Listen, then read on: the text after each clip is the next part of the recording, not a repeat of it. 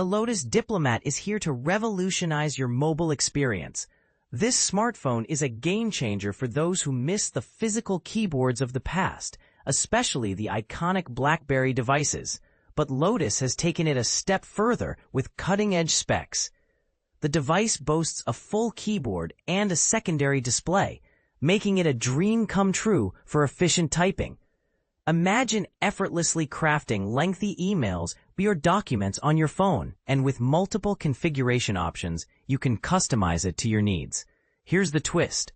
Lotus Technologies is crowdfunding this innovative smartphone.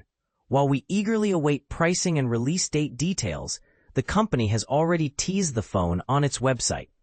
The physical keyboard design echoes the beloved BlackBerry style, but Lotus Diplomat offers so much more. The keyboard is spacious, featuring a shortcut bar and dedicated numeric keys for swift typing.